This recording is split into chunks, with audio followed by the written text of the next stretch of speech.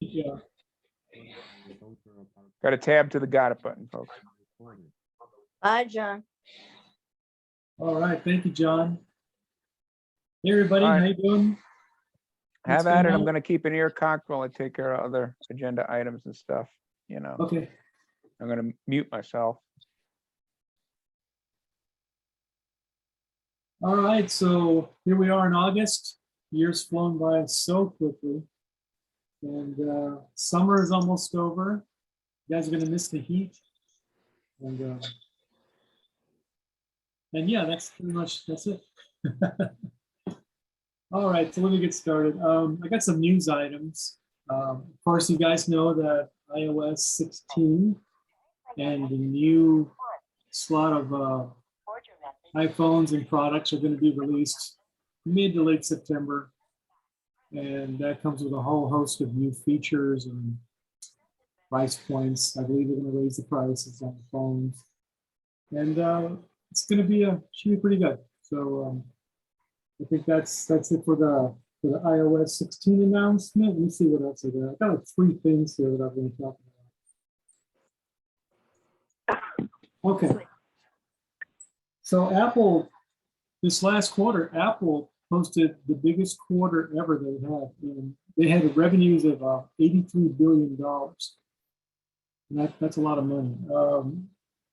And they also have they posted the highest membership of the products, or current members, current users of their products. It's the highest ever in all the product lines. So needless to say, they're doing very well. And I'm sure that the end of this year will prove to be even more for them.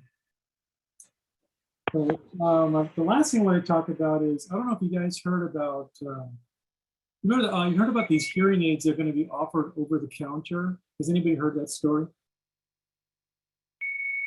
Okay, well, the FDA has approved the selling of over-the-counter hearing aids for persons with minor to mid kind of hearing loss. And they should be available in October, I think, is what I've been hearing. Just be able to go pick it up just like you would anything else, and just install them yourself and use them. The article that I read about this also said that about 30 million people in the United States have a hearing loss threshold where they need a device to help them. But only 6 million people have actually sought help. And that's primarily because getting hearing aids now requires a subscription, it requires an audiologist, and it requires you to spend about close to $7,000 to $10,000 for a new set of hearing aids. So this is going to help those people with minor hearing loss be able to catch up a little bit and not have to spend that exorbitant amount of money. So that's kind of good. So be looking for that. So any questions on the news items? No backups for 1129 days. Somebody is talking. I hear something in the background. I don't know what it is, but Yeah, somebody's thing is talking. yeah. So the first thing I wanted to get into, has anybody ever heard of these things called QR codes? Whoever it is, I'm still hearing it. You need to mute your line. Okay, so QR codes, the QR part stands for quick response. And a little bit of history real quick, they were developed in the 90s in the automobile industry to help automate some processes. And what happens now is that they're used to make life easier when you get a product and you want to do a warranty, or if you want to. I'm still hearing it in the background. Somebody's talking. Somebody's phone is talking. Something's going on there. Please mute it. I'm Still hearing it.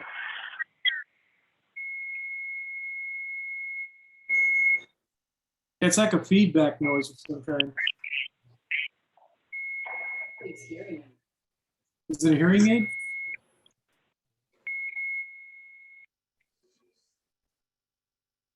No.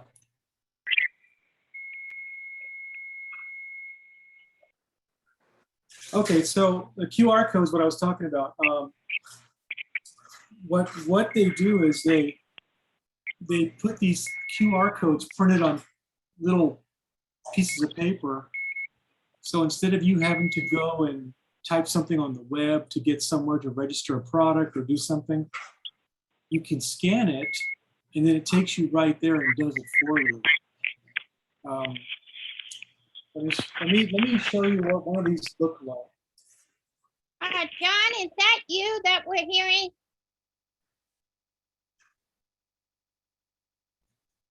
So No, it's absolutely not me. I don't know who's, I'll see if I can track it down and bounce the person. It's pretty obnoxious. I wouldn't continue. I don't know. I wouldn't try to conduct a class with that continuing to go on. It sounds like somebody on an iPhone. Doesn't sound like a computer. It's definitely feedback of some kind. yeah, it's beeping between. I guess it's my voice coming through and feedbacking back through it somehow. It sounds like that. Well, I'll monitor for a little bit and see. It seems to have stopped now. So let's see. Okay. So I was talking about these QR codes. Again, they stand for quick response codes. And a lot of things that you buy now will have a card inside of them that has a QR code on it. And they look like squares with a bunch of splotchy black dots in there in a random kind of order. And I'll put one up so you guys can see it in the camera for low vision folks. I don't know if you can see that, but that's what they look like on the card, little square thing. So your iPhone, if you like, this is a registration card. Now, in the past, what they would do is they would say, log into here, do that, then do this and that, in like a set of instructions. So what the QR code does is I scan it, and then it does it automatically for me. And the way you scan a QR code is you just ask your phone to scan it. So I'm going to do that and demonstrate what this one does. So let me get my phone. Yeah, thanks to whoever fixed that problem. That's good. Okay.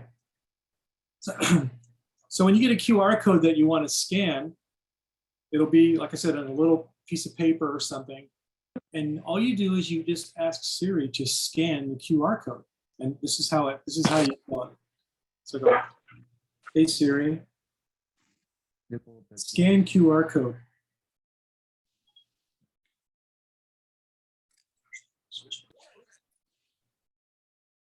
So what this one did, and you can't really hear it so much because 10%. what it did, 17%. it took me to the website automatically where it wanted me to go, and then I can work or press on the button that it wants me to press on there. So this is like a thing that automates some of this process. Sometimes they call them locators or whatever, but it basically just automates some of the mundane tasks that you used to do when you're registering products, or if you need help on something, they might give you a QR code to get to quick help. Instead of having to type in an address or dictate an address, you just scan the code and it takes you right there. So these are pretty handy. So they're a lot like barcodes, except they're squashed up into a square, and these patterns are unique to each QR code. And our devices know how to read them, and they know what to do with them to get us to the place that it wants us to go to. So it's a real nice little automation feature. So I thought I'd show that today. Any questions on QR codes? All right, we're going to go to the next thing then. We'll do that now. Let's see.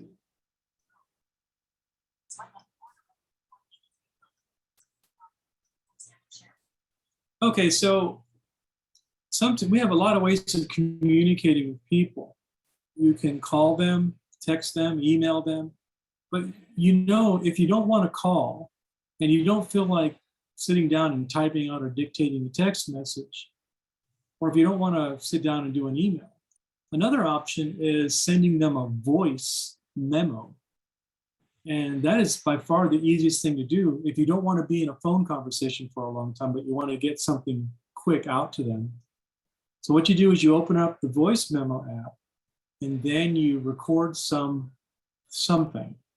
And then you go to share, and then you can share it via text, or you can share it via email or whatever.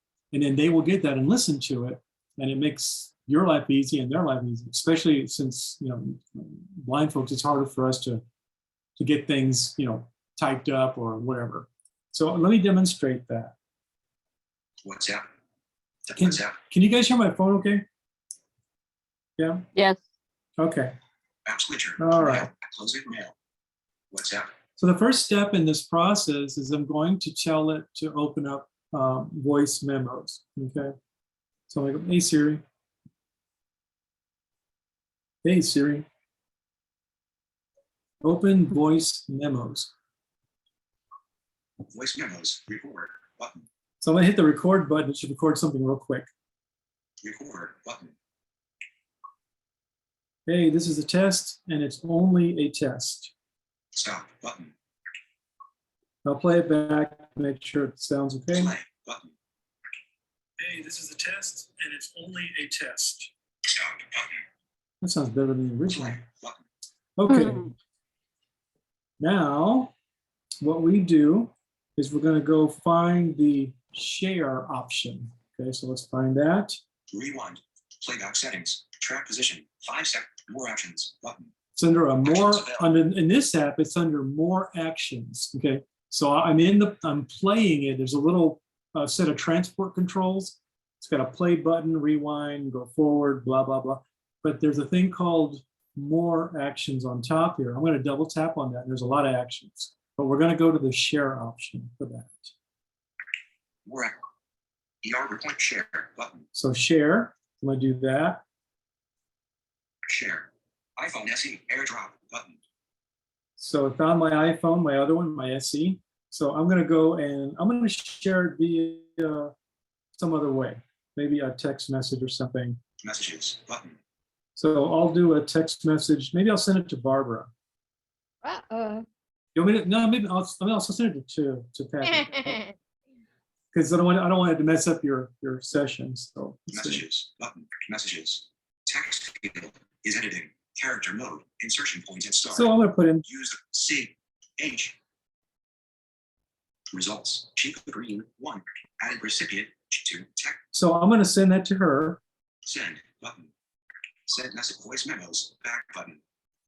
So Patty, when you get it, can you play it? Or I don't know if I guess you can't play it and be on the meeting, but okay, never mind. So what it does, It says, I got it. It says I don't one think you audio can- file. I don't think you can play it for us to hear while being in the meeting. I didn't think about that. Right. So that's okay. But But it showed trust in the me, top, Manny.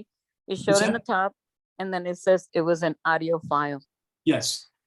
So you can send people audio files as well as everything else that you send. It's not just text or messaging or just a phone call. You can actually just record something quickly and then send it. And it took me a long time to do it because I was explaining it, but typically I can do this in just a few seconds and be done with it. I really use these type of apps a lot, the voice memos apps, and the other one that I use, Easy Note Recorder. I use these a lot for my students, and then when I want to send something like this out, but I don't want to sit there and take a long time to draft it. I just want to send it real quick. So anyway, that's another way to get some information out to other people. And for, like I said, for blind folks, it's easy because we're hearing it and we're just saying things. We're not having to use our eyes to type or read. So it might be a nice thing to try. So any questions on sending voice memos, voice text files, whatever, out to everybody else? Okay. No, it's- All right. Yeah, quiet crowd tonight. Screen dimmed. Let me see here. You got 8 people. They're all asleep, I think. All right, let me get to something exciting. Wake you guys up. Let's see here. Okay, so I discovered a new feature, and I don't know if you guys are aware of this, but have you ever been dictating some kind of text, whether it's a text message, a note, or someplace where you have a text field, and you wanted to put the cursor, the insertion point, on one part of the word? You know, I've only shown people how to do this with the rotor, but there's another way to do this. So let me show you. So you go here. 656. Try again. Do you mean like the middle of the word, Manny? I mean on any part of any word. Right, because it's Um, easy to do the end of the word, but you have to erase a lot you don't want. But it's difficult to get to the middle of a word. I'm going to show you an easy way. Uh, I just discovered this, so I think it might be a nice thing for even folks with some vision. You can actually see it, but it respects voiceover. You can hear it. Let me demonstrate it to you, and then you can tell me what you think. So I'm going to go into I don't know. Let's go to I don't know, a note or something, just to type in some text. So, hey Siri, open note. Notes. Okay, so this is just the old-fashioned note program here. I'm going to go down. We've already gone over how to do new notes, so I'm just going to do it. We're going to go down and hit the compose or new note button, whatever it's called. Toolbar. Show new note. New note, okay. Double tap to compose. Note. Text field is editing. Character mode. Insertion pointed. So I'm in a text area, and I'm going to dictate the text. And then I'm going to show you this trick for putting the insertion point wherever you want, okay? So here we go. Let me dictate something. C spot run, period. Insert a C spot run. All right, so C spot run is in my note. Let's say I wanna just use my finger to place the insertion point somewhere. And so I've never shown you guys how to do this. This is brand new.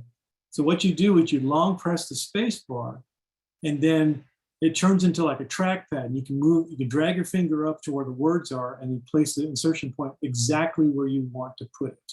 So let me see. Space. Period. N. November. Period. Let me just do that again. Space. Period. N. November. U. T. Tango. O. P. P. O. T. Space. R. U. N. Did you hear that? I was going through all the words. And what I was Mhm. doing was dragging my finger over the text. And then when I lifted my finger, it put the insertion point right on the end, C spot run. Cool. What's that? I said, cool. I didn't know how to do that. Yeah, so what you do with voiceover on, it's different with voiceover on and voiceover off. So with voiceover on, when you're in the text document and the keyboard is up at the bottom, you double tap on the space bar and you hold. And then it's going to, the keyboard's going to go away. And then you just drag your finger up to where the text is. And then it'll start telling you what your finger is on. And then when you find the letter that you want to be next to, let's say if you want to delete the P in spot, you would put it on the O and you would lift, and then you would hit the backspace key to remove the P. So it gives you a way to pinpoint where you want to put the insertion point instead of doing this whole rotor word kind of thing, which is really hard. This kind of shortcuts that. So something to really try. It's a nice little feature. Now, if you have voiceover off, if you're a high partial user who just uses voiceover once in a while, you would just, instead of double tapping the space bar, you would just put your finger on the space bar and hold it, and then it would do the same thing, and you would just drag it up, and the rest is the same. So kind of nice. I thought that was pretty cool. So any questions on that? No. All right, then, for the next thing, let's see. Okay.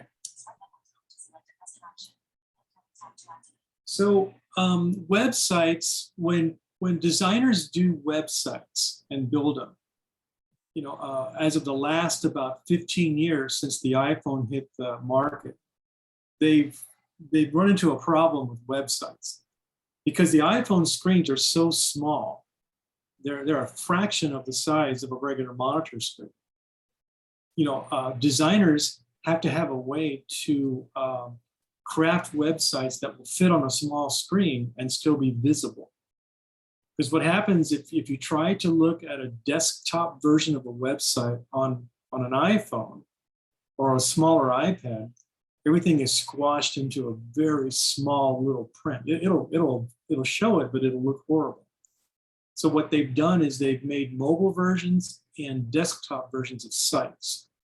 So the way this works is I will go to a website and show you exactly how you can call up the desktop version or the mobile version, and you can see the difference. And so let's say you're on a site, and on your desktop, when you're on your computer, when you're on the site, it had like this button that you really like.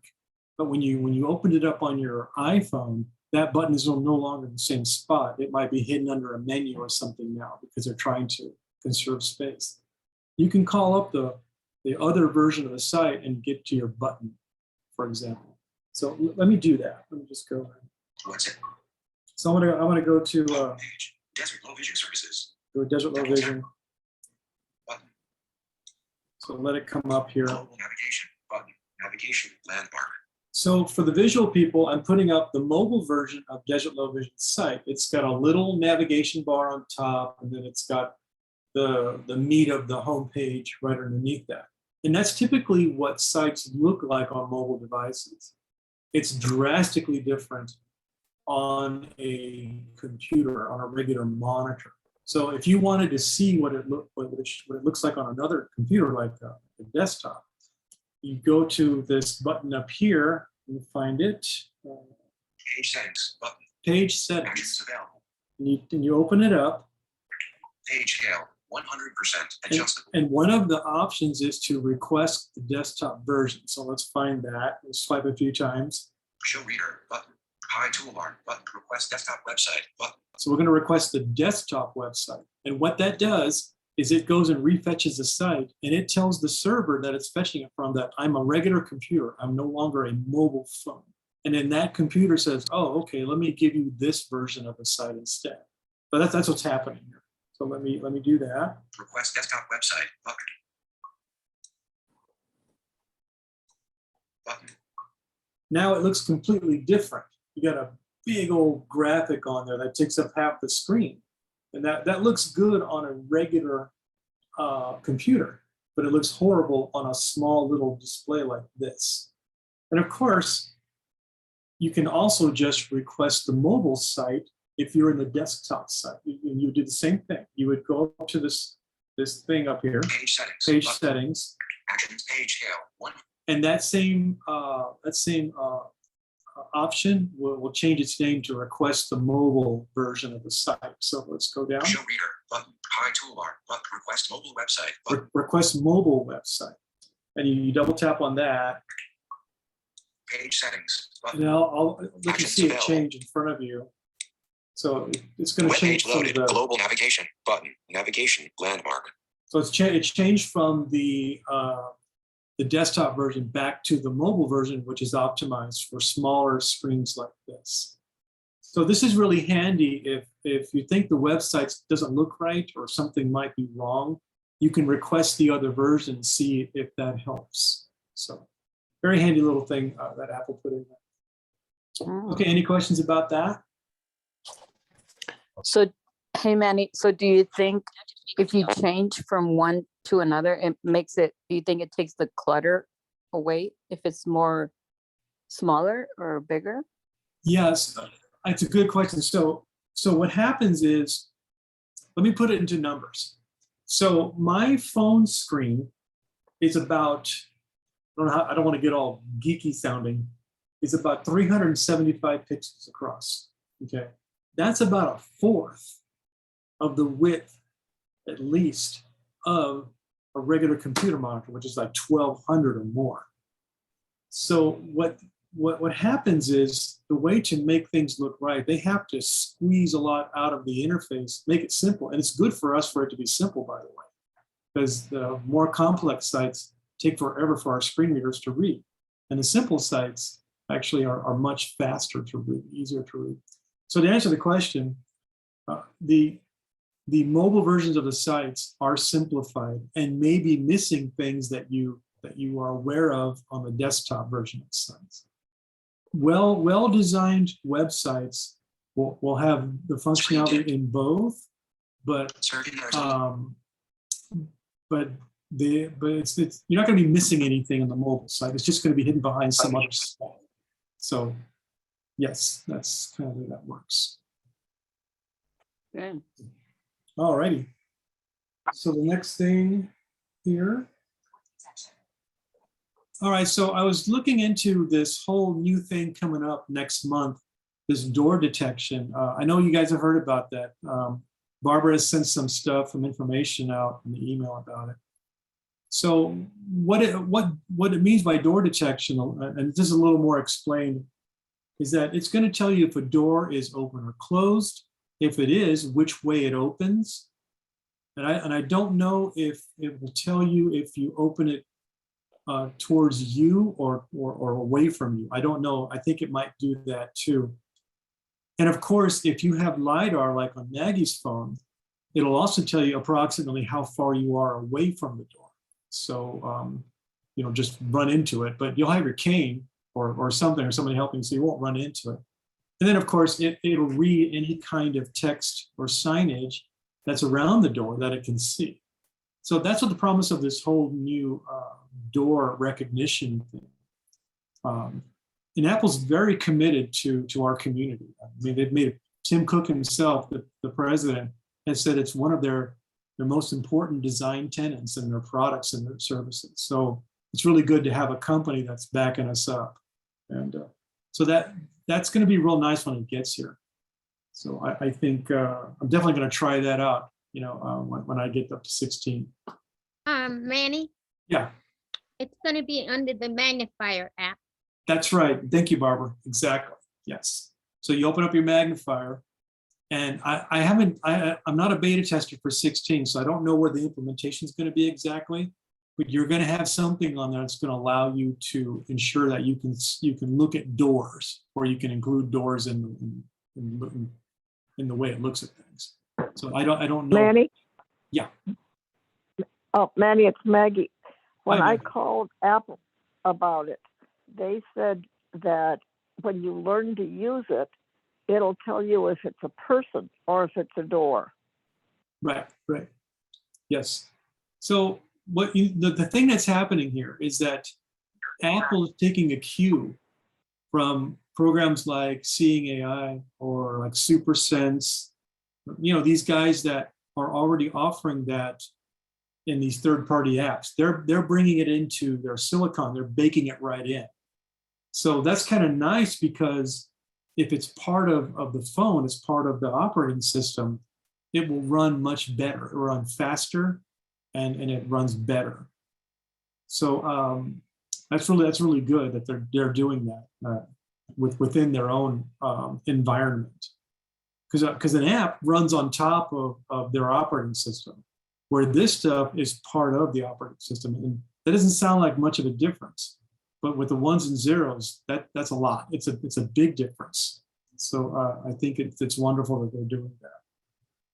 And there's going to be a host of other features that I was reading about, but I just wanted to do the door thing today. And as I learn more about all these new accessibility things that it's going to be doing, I will definitely let you guys know. But I'm in the dark as much as you guys. I don't have a beta version of 16 to test and let you know what's going on.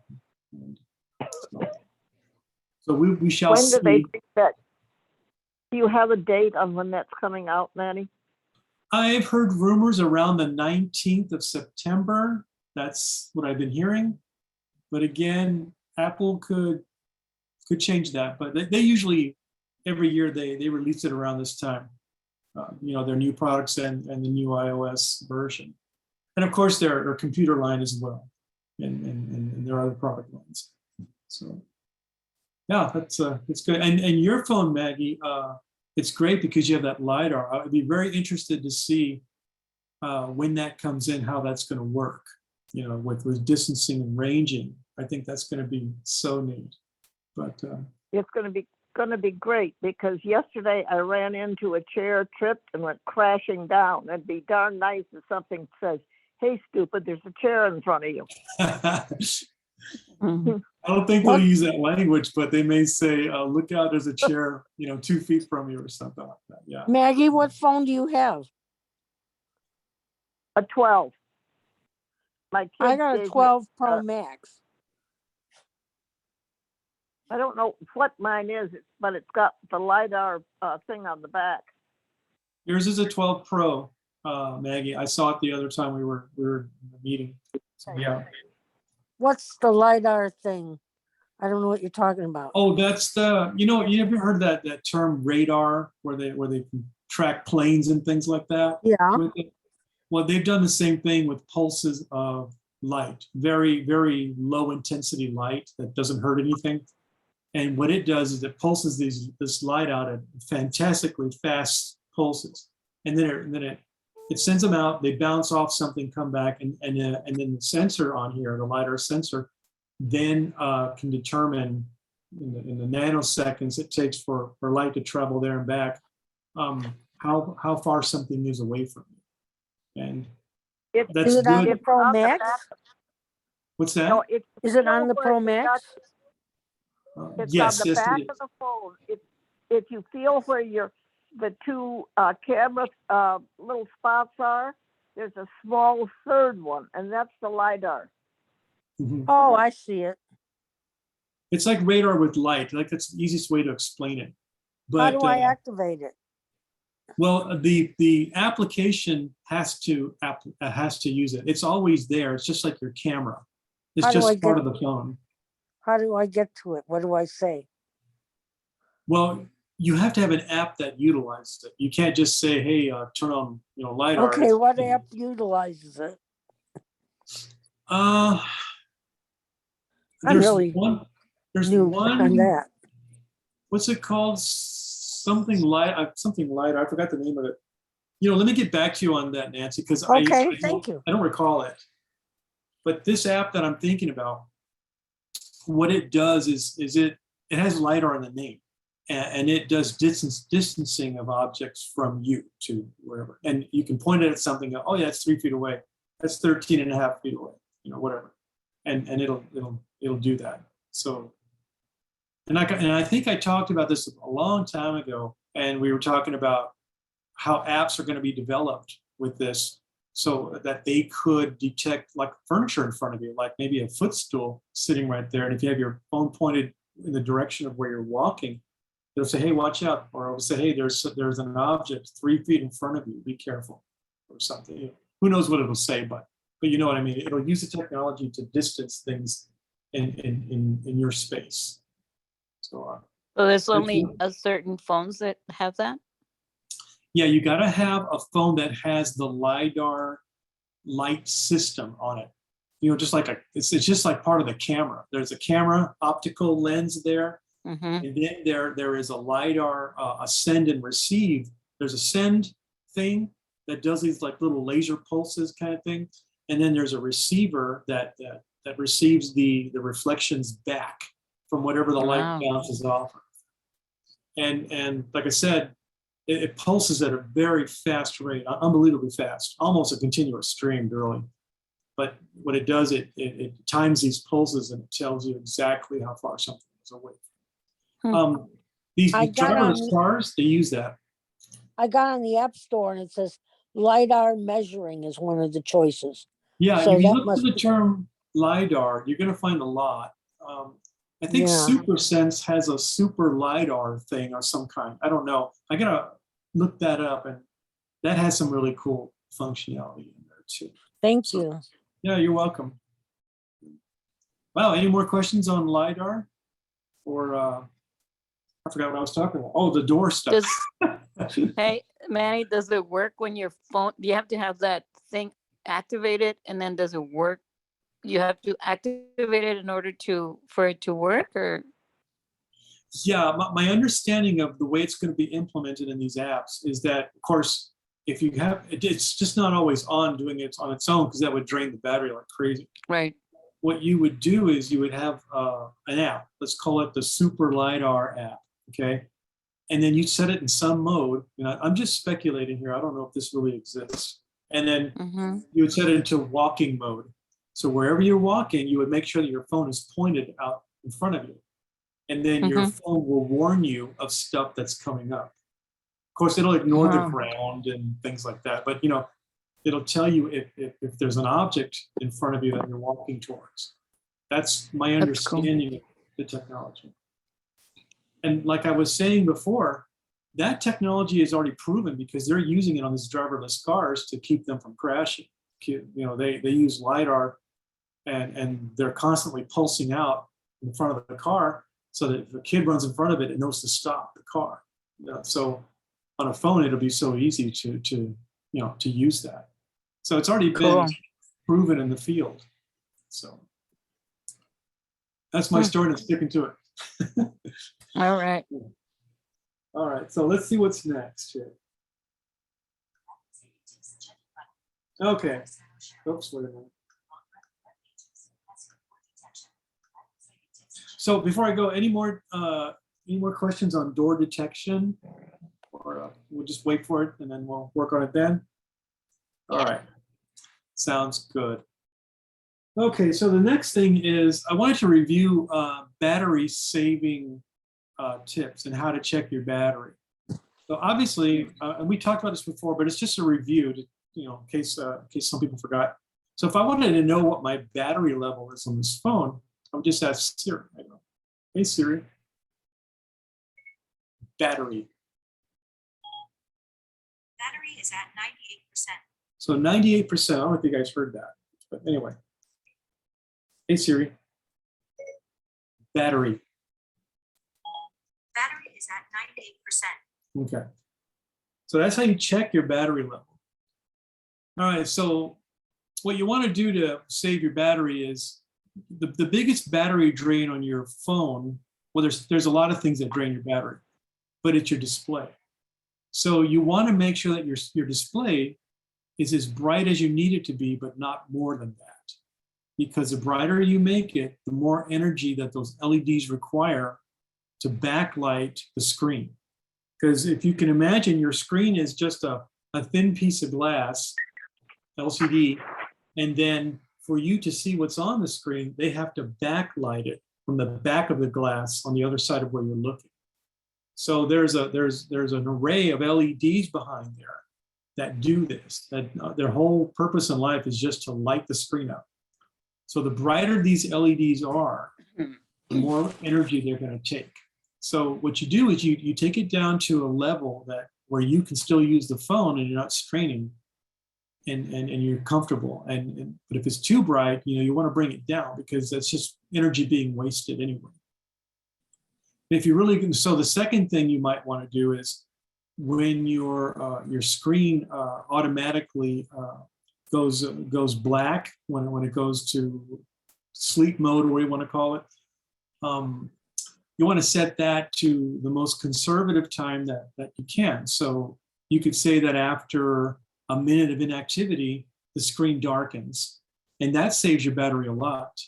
I know that Maggie ran into this when she had it full open one time and she was complaining about her battery. I'm not putting you on the spot, Maggie, I'm just making an example. So That's when okay. when we set her time to turn off after a minute of inactivity, everything was back okay again. So it's very important because it can drain. If you leave it on, your phone will last maybe an hour or two before you got to recharge it again, because it's like having it on constant.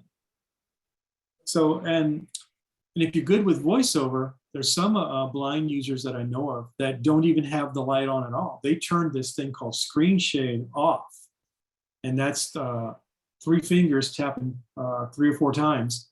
And what that does, that actually turns the backlighting completely off. And then your phone lasts a long time on a battery charge. I mean, days. Yeah, And, they call it the That curtain. it's scary as heck. Yeah, that's all called the curtain. The phone That's is the curtain. working. Yeah. yeah. So that's the second thing to do. And I'm just hitting the top guys. You know, there are more ways to do it. So another way to save your battery is to turn a thing like Bluetooth off if you're not using it, because besides what your phone displays on the screen to you, it's also a radio transceiver. So there's a Bluetooth transceiver, there's a Wi-Fi transceiver, there's a cellular transceiver, and there's probably a few more in there on different radio frequencies that it uses. So when you have Bluetooth on and you're not connected to a Bluetooth device, what it's doing is every so often it's checking to see if there's any Bluetooth devices it can connect to where it remembers. So that's a constant pinging of the battery to send that signal out and receive it back. So that's one thing. That's the other thing. I'm trying to think of anything else I can think of to save your battery. That's about the top three that I can think of. The rest would be just real small little things that would help you. So it's the brightness of your I mean, screen. how about cleaning it up? You know, getting rid of the apps every evening. Ah, So, very you good. know, The student is teaching the teacher. Yes, thank you. Thank you, Maggie. Yes, so if you have a lot of apps open, and what I mean by open is that you haven't gone to App Switcher and closed them. So if you open up apps and you never close them, your phone is very capable of keeping all those apps open. But what happens is that it's a limited resource, and then the more things that are open gunning for those resources means that the thing that you're really working on in front, the foreground app, has to work with less as far as resources, and it may slow down or even have a problem. So every once in a while, like Maggie was saying, you want to go into App Switcher and just close them down. That way, there's nothing running that you don't need. So that would be better for your battery, because every bit of the battery's energy is used for all functions of the phone. So, and part of those functions, like keeping apps alive, even though you're not using them, it takes some energy to do that. So if you have 12 apps that are sitting open but not being used, they're drawing on the battery as well. So these are just some nice little hints to help out, you know. And yeah, I wouldn't go as far as turning off the phone or anything. Outside of just a normal resetting, you should be doing about once a week or two, depending on what's going on. But you can leave the phone on, but just take the brightness down, have the screen go to this lock mode, the dark mode, after about a minute maybe or two of inactivity. And that'll really save your battery and it'll make your phone last a lot longer. So, okay, any questions about battery stuff? Going back to that screen curtain, and Maggie was saying Yes. too. Yeah. I had turned off the speech, which is a triple tap twice, Mm-hmm. because when I'm on the phone, I don't want to hear how long I've been on and who I'm talking to, whatever. And I Correct. must have tapped it 3 times, and then it went completely black, and I couldn't remember how to turn it back on. Yeah. And You so know- that's what Maggie was talking about. Kind of scary. So you got to remember the triple tap Mm-hmm. 3 times turns that curtain back off. That was actually one of the topics I was going to talk about later, but let's talk about it now because we're there. So just like Barbara and Maggie said, Apple has these crazy gestures where you got to coordinate 3 fingers to hit exactly at the same time. You know, and we're older. We're not as, you know, like we used to be. So if you're doing something like turning speech off, so if you don't have Zoom enabled on your phone, the number of taps to turn speech off, I believe, is 2 or 3, no, 2? 2. 2, yeah. So if you have Zoom on, then that gesture moves to a 3 tap. So this is very complicated. So let's talk about it as if you don't have Zoom enabled on your phone, okay? Zoom meaning the screen magnification, it makes things bigger on the screen. Okay, so when you turn speech off, this is what it's going to sound like if you're listening. So I'm going to force speech to go off by accidentally doing this gesture. 3 fingers In my phone, it's going to be 3 times, like I zoom on. So let me do that. Hang on. So I'm going to go 1, 2, 3. Speech off. So before it turns off, it says speech off. But most of us won't hear that because we're doing it by accident. So when you're on the phone and you're putting your finger on it to hear what's on your finger, this is what it's going to sound like. Just clicks. You're touching everywhere on the screen, or I'm touching, and it's just clicking. That's when you know your speech is off. And you have to undo it by doing that gesture again to turn it back on. So I'm going to do that gesture again, and you'll hear it say speech on. Speech on. Speech on. Now when I touch the screen. Serving Arizona's visually impaired black and white image of our logo. So anyway, so that's a real good thing to think about. So use your gesture and toggle it on or off when you need it. If you turn it off accidentally and you hear it clicking when you're touching the screen, that means the volume is okay because you can hear it clicking, but the speech has been turned off, and that should clue you in that you got to do the gesture again to turn it back on. Now, if you can see my phone, for those of you who are looking on the screen curtain is not on right now. You can see this website that I've got up. Now I'm going to do the gesture to turn the screen curtain on, and it'll tell you that it just turned it on. So watch this. Let's see if I can do it. Screen curtain on. Now the phone is black. I'm still on the side. If I touch on the screen somewhere, it's active. Serving Arizona's visually See that? impaired for over 20. Black screen, and I'm just touching in just random places. Address, not serving Arizona. Anyway, that's screen curtain. That means it turned off those backlit LEDs, but the front of the phone where it's sensing your touches and display, it's still just as it was before. So that's kind of an interesting way to run your phone if you really want to save your battery.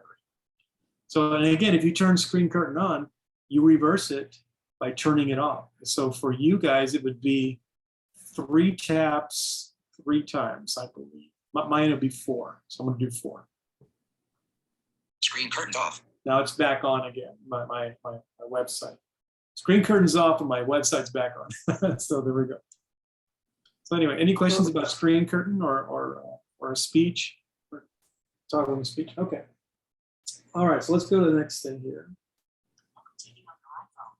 So one of the things that I've been researching for the past month that I'm kind of excited to show you guys today is, have you ever wondered how to get local channels, TV channels over the air on your iPhone? Has anybody ever thought about doing that? All right. Well, we're going to think about it now. So the only content you can get on your iPhone without what I'm going to talk about is you have to go through streaming services. You have to have Amazon Prime, or you have to have some apps that from the mothership stream stuff to you. And if you're lucky, you might get a few local channels in, maybe, you know. But if you just wanted to, like the old days, just pull it right off the air and put it on your iPhone without any subscriptions or anything like that, you can do that. There's a class of devices called, what's the name of them? Like recast devices. And basically what they do is they put a TV antenna on your broadband network, on your wireless network. And then you can go to the app and then you can watch TV just like you're watching anything else. Now these devices, they come in all sizes and flavors. I've been working with 2 of them. I'm going to hold the one up that I ordered about a month ago. This one's called a Genia Tech blah blah blah. It's about the size of a business card, and it's about as thick as your phone. And on one side, it's got the coax connector where you screw in the antenna like you would on TV, and then on the other side is the power cord, and that's all you do. And then this thing will take what the antenna puts into it on this side and transmit it over your network to your phone. Now, I did this as a test. This runs about $60, but I don't really like it. The second one that I've been testing is called the Fire TV Recast, and that is a good unit. And what these things do beyond just letting you tune into local channels that are being broadcast over the air, you can actually set up a recording of those channels. So the one I got is a 500 gigabyte unit. And what that means in English is that I can record 75 hours of programming and watch it at any time. Stuff coming over the air. I can program it to record when I'm gone, and then I can watch it whenever I want to. So it's kind of nice. It's a digital video recorder is what it is. So it does two things. It brings in the local channels for you to watch, and it also allows you to record them as well. Now, get ready for sticker shock, because the Fire TV recast runs for almost $300. And I'm not sure if they have a lower priced model like the one I got. It might be a little less.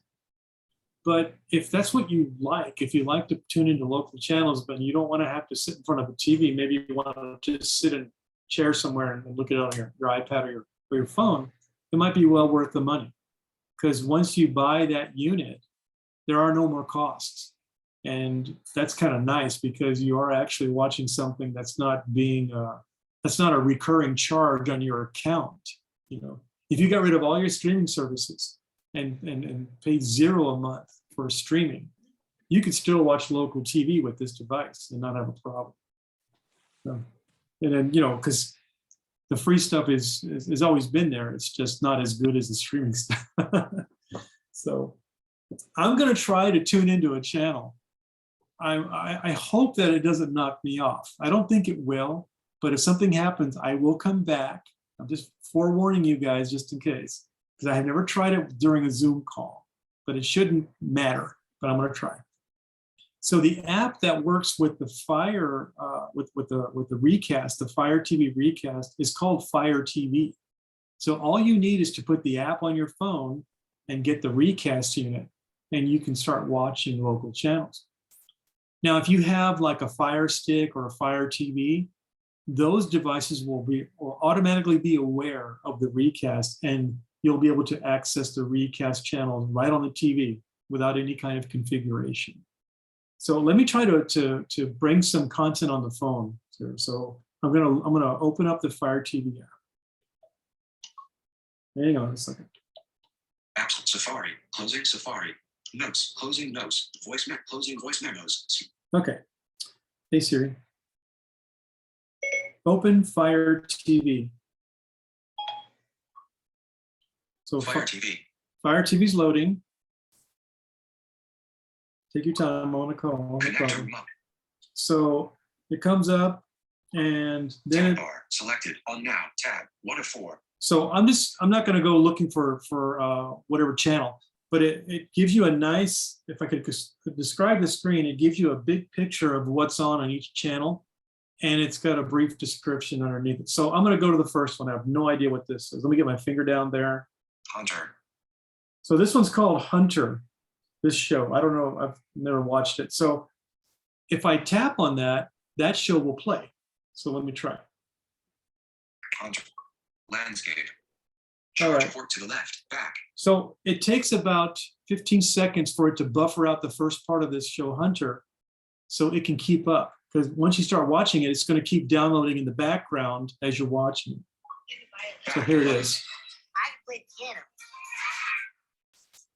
I don't know if you guys can hear that. Use the rotor to enable direct touch for this app. Possible because of caring people like you who pick up the phone and call the number on your screen. So it's a Make your commercial. monthly gift. And when you call or go online, So I'm gonna right stop now, it. donate $19 a month. Back. But selected. Hit play. Button. Pause. I'm going to pause it. Back. Button. And then I can just get out when I'm ready. I can just slide over to the close button, which I'm going to swipe. Back. But back. Oh, back button.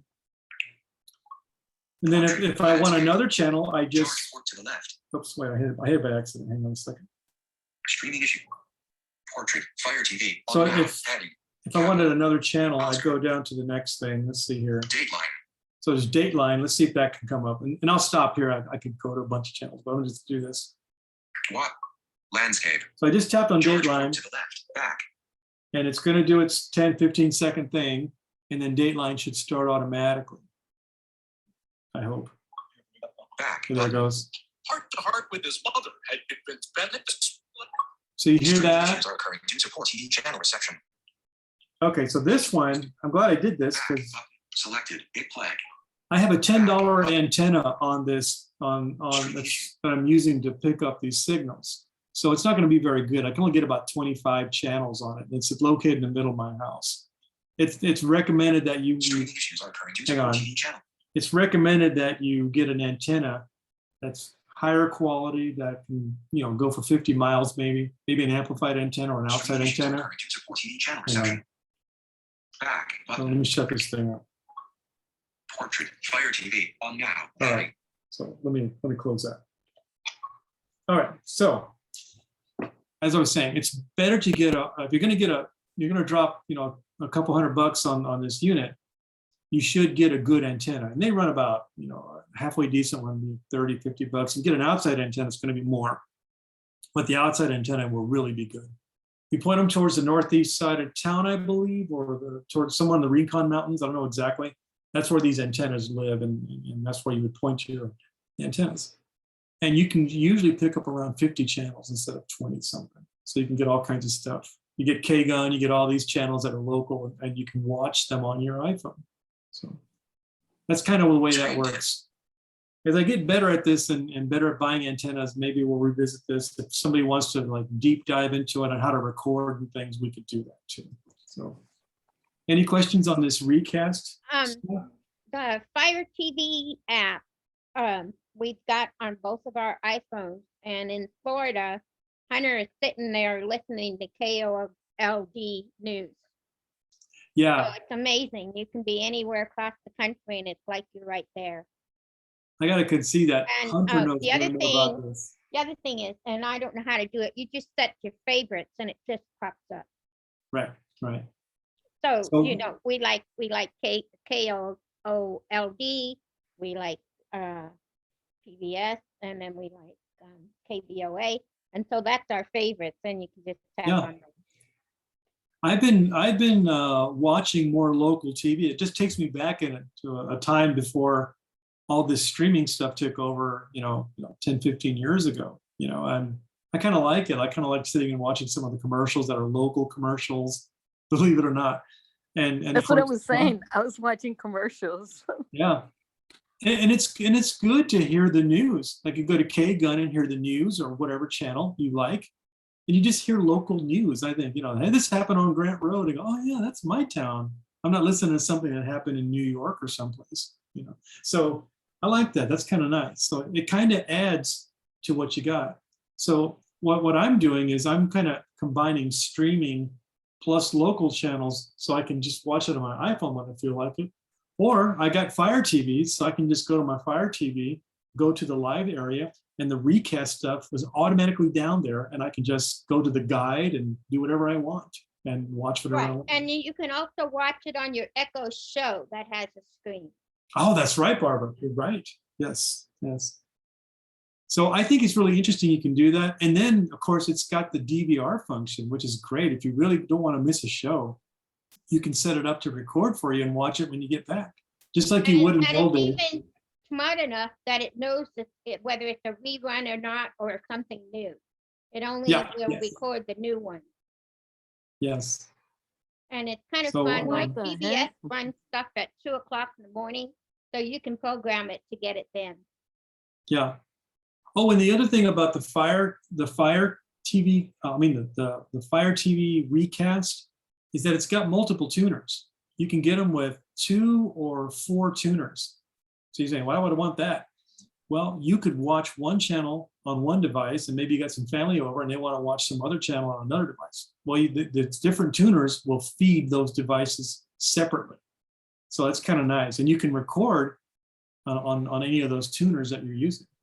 For a big family, one with 4 tuners would be great because you had kids and yourself and whoever else. You could stream 4 different over-the-air channels at the same time in your house. So it's a really good little device, and I think it's nice to be able to just make one payment and then not have to buy a subscription somewhere just to watch television that we've always watched our whole lives. I think it's kind of nice. But I also like the streaming services too, so I'm partial on both sides. So, Any questions about that? All right. Well, that was my big exciting piece that I wanted to show you tonight. So let me go to the next, go to the next one here. Let me see.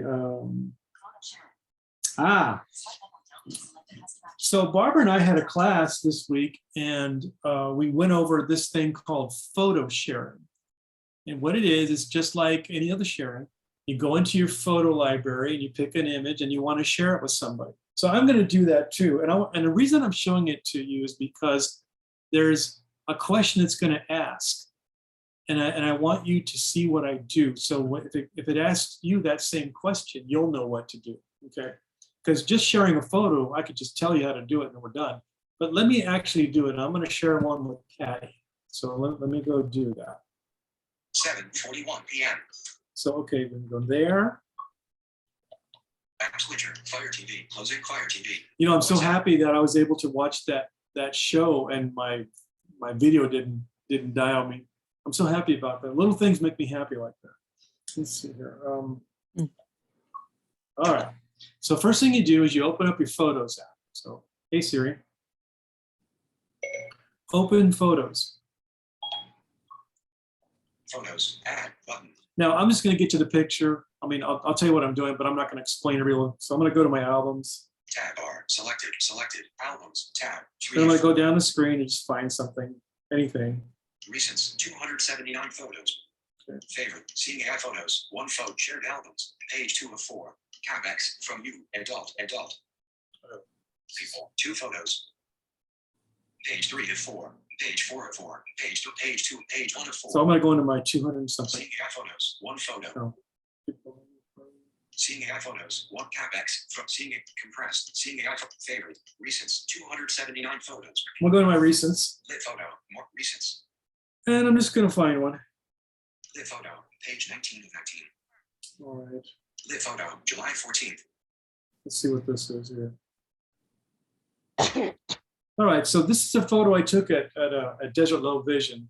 We were documenting some stuff. So these photos are pretty big. They're about 2 megabytes. So when you send an email, you got kind of a limit of around 10 or 20 megabytes for attachments. So what Apple has done is they're going to try to help you manage the size of these photos, because the bigger the photo is, the longer it's going to take for you to upload it, send it, and for them to download it. So they got some really neat things here I wanted to show you. So I'm going to go into this photo. Lit photo, recents, back button. And then I want to share it with Patty. So I'm going to go find the share button, which is at the bottom somewhere. July 14th, edit button, lit photo, July toolbar, photo chooser, photo toolbar, share button. Go to share. Share, text detected, 1 photo selected, heading. iPhone SE, Chica Green, messages, button. I'm going to send it to her in a message. Let me do that now.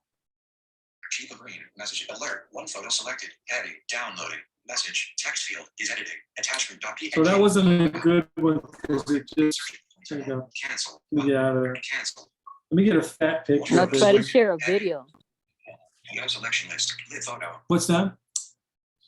If you try to share a video, that's when it's gonna ask you to shrink it or not or whatever. Yeah, and that's what I'm trying to show you guys. You know, when I get to the class, it never really does what I want it to. So I'm kind of embarrassed. What am I doing? Let me sit here. I mean, Recents, back button, albums. it only does it when I don't want it to do it. Let me just, Lit photo, July 7th. let's see what that one is. Oh, Lit photo, June 21st.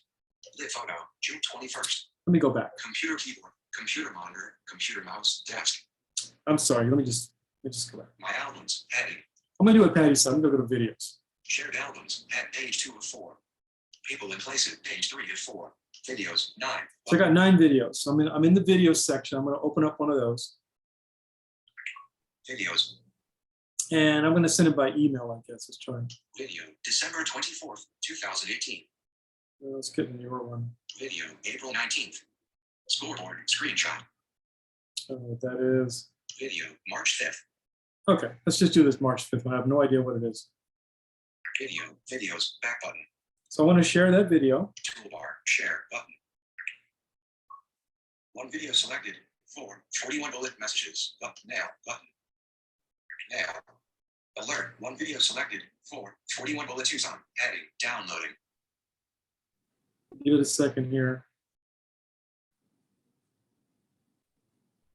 So what it should ask me once it's doing this, it should ask me if I want to compress it. And this dialog will say, for at least pictures, it'll say, do you want to use a small size, a medium size, large size, or uncompressed? And usually for most things, you can just choose a small or medium. And it'll take that picture, and instead of it being 2 megs, it'll bring it down to 100K, which is, 5% of what it was. Now, this video is taking a long time, so I picked the wrong video. I'm so sorry. Cancel button. Cancel. Let's try something else. Cancel button. Probably should have done a test of this before I started. Let's see here. Photo selection list. Video. March 5th. Image. Door. Let me go April 10th. back one. Would not close button. Close that. So let's Why go don't you just back. take a picture? Videos. Back. Yeah, let me just take a picture of something. Yeah, Let's take a that's picture. much easier. Just take a picture. When you pick one of mine, Yeah, it seems like I'm not. what was nice about it, it's Siri said, or whoever, I guess it was voiceover, said it's Barbara standing at the North Atlantic Ocean. I was amazed. All right, so I'm gonna take a picture of the monitor in front of me. Video viewer. Button. Very nice subject matter. Zero Let's try take that. picture. Button. Text detected. Photo and video viewer. Button. Tilt back button. All right, so I got my picture of the monitor. Text detected. It's got Barbara McPherson's name right across the front of it. So very valuable picture. So now let's try to share this picture. Toolbar. Share. Button. You Tilt share left. that, Share. and I'm gonna send it by Photo selected. email. Edit messages. Now button. Now. Cancel button. Then I'll just send it to To Chica. text field. You can send it to Insertion me. point at end. To text field. C. H. Tilt left. Results. Chico Green. P7 veromani@gmail.com. All right, so I'm gonna hit send, and that's when it's gonna ask me. Send. Alert. Empty subject. Tilt left. Oh, send it. Empty subject. You can't send it without a subject. Alert. This message is 2.7 megabytes. So, You can reduce message size by scaling the image to one of the sizes below. so Tilt we left. finally got to the place that I've been trying to get to. Yay! For the I'm so sorry about that. So here's what it says. It'll do this for videos or Tilt pictures. So here we go. This message is 2.7 megabytes. You can reduce message size by scaling the image to one of the sizes below. Okay, so I'm gonna go through each size so you can hear the difference. So the Tilt first one is, left. Small. 24.1 kilobyte. Button. so it's gonna take a 2.7 megabyte file and take it down to 24 kilobytes. That's like 1% or 1/10%. That's so small. But you could do that and it would be fine. So, and then the next size up, Medium. 64. Tilt left. I'm sorry, I don't know what this tilting is. So it's next one is 64, it's 3 times that size. Medium. 64.2 kilobytes. Button. And then the next one is, Tilt left. Large. 681 kilobytes. Button. now 681 is pretty significant. That'll take a little time, but you get a better quality image to them. So I would pick one of the first two. Let's say we just do a small one. Small. 24.1 A double kilobyte. tap on that. And then it sends it right away because 24K is not a lot to send. So that's the way that works. And I'm sorry it took so long to get there. Close in camera. Photo. Close in. I was photos. overthinking it. Camera. I was thinking that I just knew. So you take a picture or you get one out of your album, and when you send it by at least email for sure, you're going to have to scale it down so it doesn't take forever or it doesn't get kicked back to you because the attachment was too big. Because that's what some of the email carriers like AOL and the other ones, Gmail, their servers will only allow you to send so much at one time before they kick it back. So 2 megs is not going to be a problem, but it'll take a long time to send it. So, oh, what was that? Go ahead. Sorry. All right. So next thing on the list is, so another app that Barbara turned me on to was this Smart News app. Do you remember that app, Barbara? Yeah, Yep, okay. So this app is a pretty good little news app. When I went to the App Store and installed it, and then I ran it for the first time, it asked me a few questions, things about privacy, can we use your location, blah, blah, blah. And I answer all the questions because it's a news app, so you kind of want it to use your location. Now, you don't have to do that. You could say no, and then it'll ask you for your zip code or something. And you could not give them your location. You could just say, this is my zip code. And then it'll try to bring stories down. It's for local that are around your zip code, like in Tucson or wherever. So let me go to the app and let's start playing with it. 7:51 p.m. Calendar, Amazon, page 2 of 4, Maps, page 3 of 4, Fire TV, page 4 of 4, WhatsApp, Smart News. So Smart News, it looks like this. And that's why I didn't just tell Siri to open it. I wanted to show you guys, and we look at the screen. It's in a little square, that's the highlighted square there. It looks like that. It's kind of a white icon with some colors on top of it. And it's called Smart News. So I'm going to open that up. Smart News. Double. Selected, top, selected, tab, heading, 1 of 15. All right. So all that being said, let me go to the bottom where the navigation is. And Latest news have been retrieved. it's sort of a tabular thing. So I'll go through the tabs and then I'll go through each one with it. So the first tab is Tab bar, selected, home, tab, 1 Home of 5. tab. And then the next one I think is Local. Local, tab, Local. 2 of 5. Search, tab, Search. 3 of 5. Notifications, tab, 4 of 5. Notifications. Profile, tab, 5 And of then 5. if you register yourself with them, which I have not done, there's a profile page. And I'm not sure how that works because I haven't registered with them, so I haven't played with that piece. And notifications, I don't have any because I guess you need to register with them before you get notifications. So the only tabs we're worried about today are this Home, Local, and Search, which is really all you need. So let's go to the Home tab. Selected, home, selected, home. So at the very top of the screen, well, I'm going to do a sort of screen read and let's see what it sounds like. So it'll explain it to you. Update headlines, button, search news, search field, settings, button, selected, top, selected, tab, heading, 1 of 15, 3 bottom line right words arrow. Okay, we're not going to go through all the 15 things up there. I guess these are some kind of category things. So I'm going to go down below that. View underscore table. Let's find it.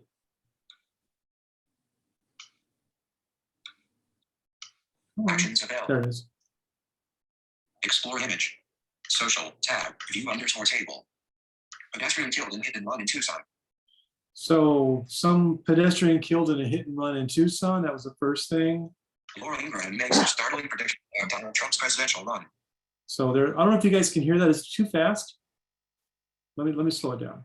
Words. Speaking 50%, 45%. Okay, let me do those two stories again. They're the very top two. Pedestrian killed in hit and run in Tucson. Okay, that's the local. Laura Ingraham makes a startling prediction about Donald Trump's presidential run. Now these are just headlines, and then you tap into it, and then it will then give you the details of the news story. We'll do one more. We'll swipe down one more. Rod Stewart proudly poses with his 7 children as wife Penny bids sad farewell. Okay, so that is on the home tab, and it's just a bunch of stories listed below that. So local, if I go there, which is the second tab on the bottom. Tab bar, local, tab, 2 of 5. So let's get down there and see what's going on. View underscore table. Pedestrian killed in hit and run in Tucson. So the same story transfers over because that's a local story. So the home thing, the home tab has local. Excuse me, Manny? Yeah. Manny, I'm sorry, this is Maggie. We're getting a god-awful storm. I'm gonna have to get off. Oh, okay. Okay, Maggie. Yeah, we're in the middle of it. See you next week. Thank Yeah, you. thank you. Bye, everybody. Bye. So the home tab, I was saying, has a mixture of your local, where it thinks you're at, plus national or world, I guess, and then it puts them together in a big news feed that you can just swipe through and hear each story. The local, though, then further filters that to just local things. So the first one was that pedestrian being killed. Let's see what the second one is. Worker on cart clotheslined and killed by nylon strap at Arizona event center, feds say. Okay, I don't know what that's all about. Let's go to the next one. Maybe. PCST, South Halton Road intersection closed due to crash involving 3 cars. So what's good about Okay, this app? so Manny, how do you open them? Oh, I'm sorry. You just double tap on it. So let's open that one. up. Because I couldn't get them to open.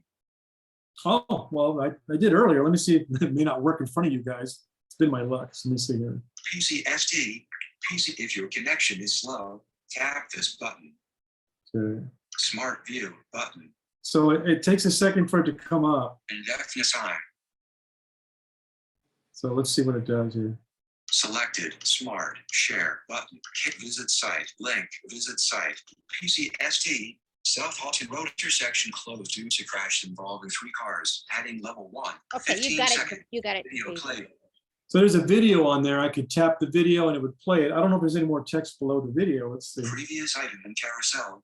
Next item in play. So on this particular story, it was just the same headline repeated plus a video thing underneath. And I guess if I tap the video, it should start playing. Play button.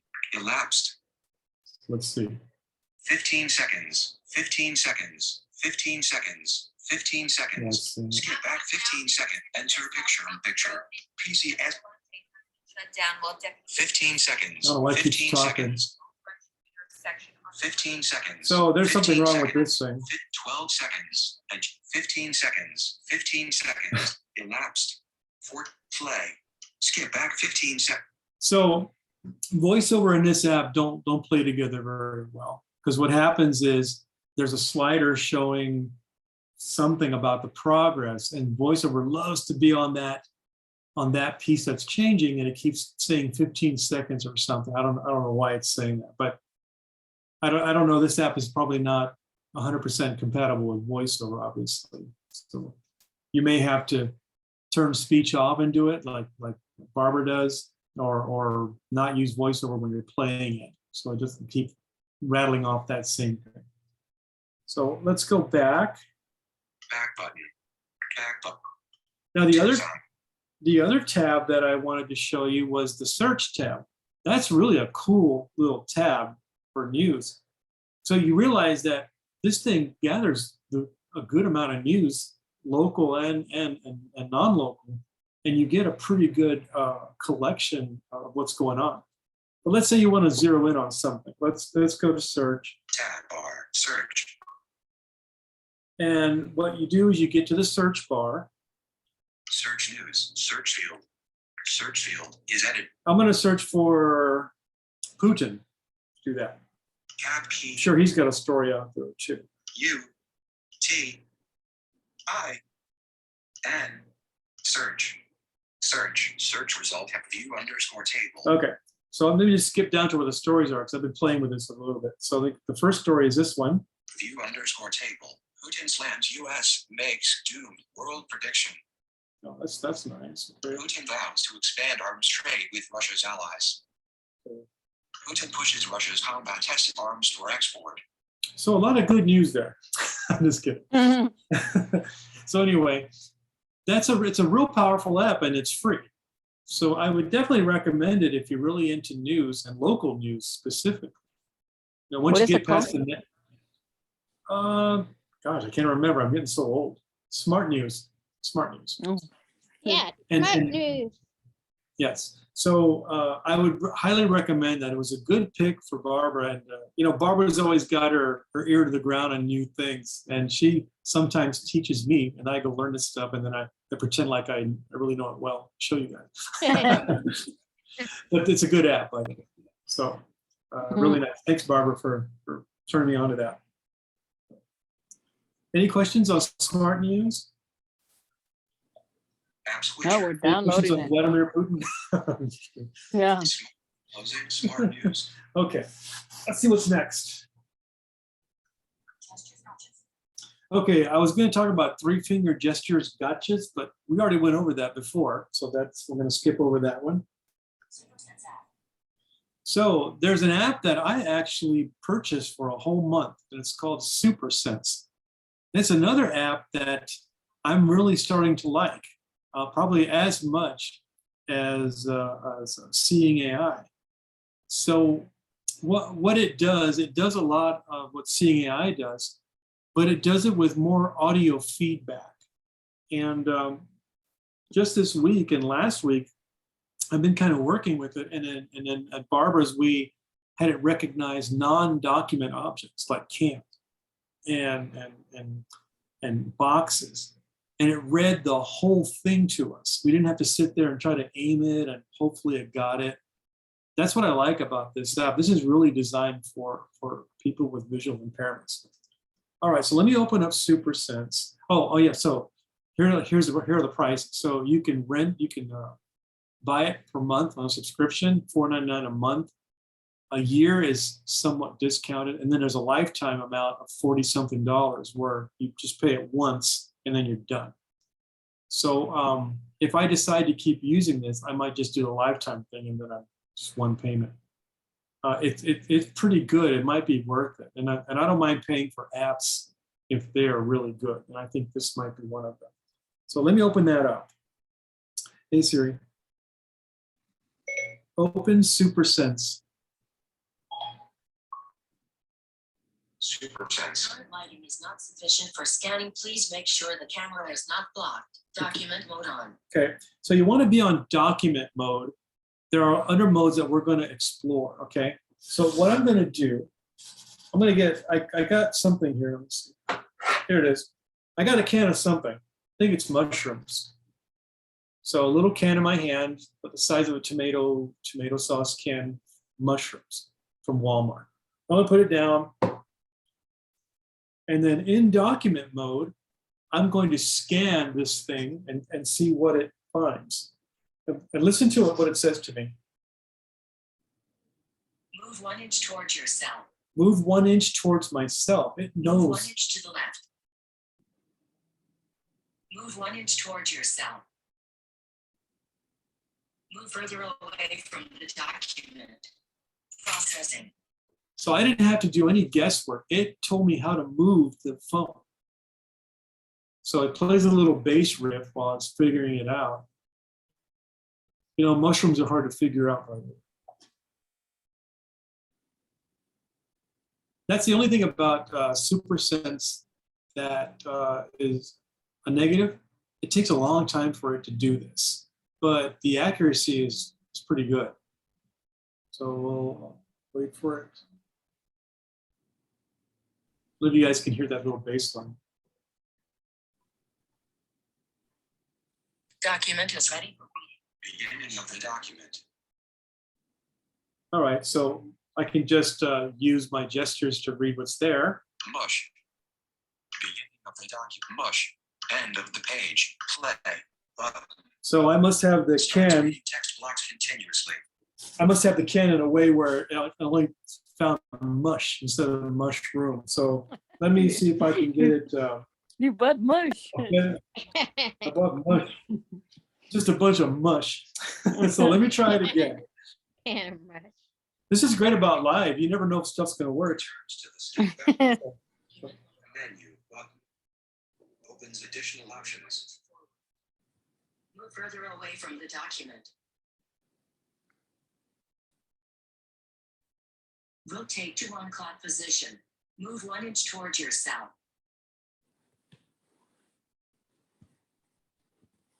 Processing. So when it says rotate, it's trying to get you to line the phone up accurately with the document. If it's slightly askew, it has a problem reading the text. So when it says rotate 1 o'clock, that means you rotate it like on a clock, like you're moving the hand from 12 to 1, like that. Or if 11 o'clock means you rotate it towards the left. Beginning of the document. Sliced mushrooms. Serving suggestion. Tiara WT 4 ounces, 173 G. So let me read it one piece at a time. It might not have heard that. So let me go down here. TM. Actions available. Great value. Great value. Actions available. TM. Actions available. Trademark. Sliced mushrooms. Actions available. Serving suggestion. Actions of Dr. WT 4 ounces, 173 G. So that's pretty good. Actions available. And that read a can. It can read documents. It can read It'll do the barcode. too. Barcode too. Let me find the, I just dropped the can. Hang on a second.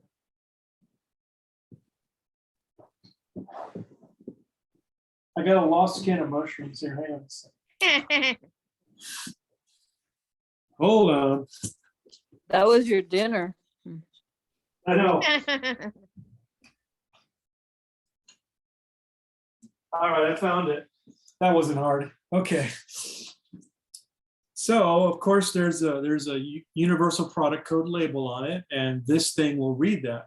Now, for products, I recommend using the label thing way over doing the read, but you could do both.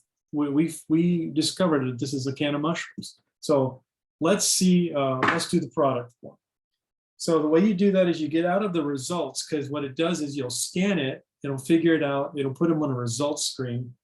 Then you gotta back out of the results screen to go scan some more stuff. So And the you can back, close it. You can yeah, to close but it. you- Let me do that. Back button. I'm gonna go back. Returns back. Current lighting is Menu. nice. Now- Scanning, please make sure the camera is not. Yeah, blocked. yeah. So what I gotta do is I gotta go down here, Select feature. Document reader is active. select feature. We're Opens in- the screen to select different mode. Smart scan. So we're gonna select feature, and it said the current mode is document. I like document a lot, so you wanna stay in that mode until you get used to the other ones. But we're gonna go down to another feature called a barcode or codes or whatever they call it. So let me go to here. Quick read. Document read. Premium feature. That's where I was. Multi-page read. Premium feature. Multi-page allows you to read a page, Multi-pages put with a- advanced features. put another page in there and read it, and it puts them all together. So we keep going. Currency. Premium feature. That's money. Let's keep Recognize going. currency. Barcode. Barcode, there we go. Current Stop. lighting is Button. not Menu. sufficient. So I'm gonna, Please make sure the Opens additional options. barcode mode on.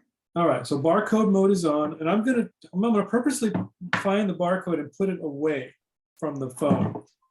So I'm gonna put the can underneath, and I'm gonna start rotating the can.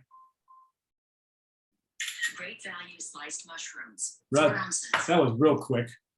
So as soon as it saw it, it did it.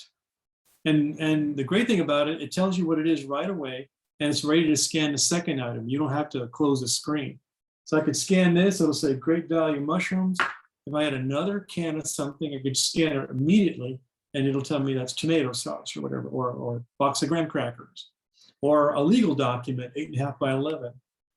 And the good thing about SuperSense that I like so much is that it uses audio cues. So when it detects text, like if you're in the document mode, you'll hear it play some like tones of some kind. If it doesn't play anything, there's no text there. So you know that you don't have it over text.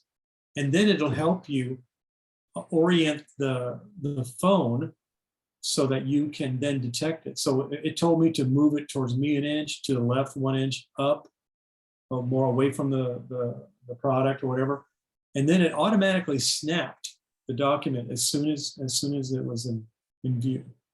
So I highly recommend this app. This is a really good app.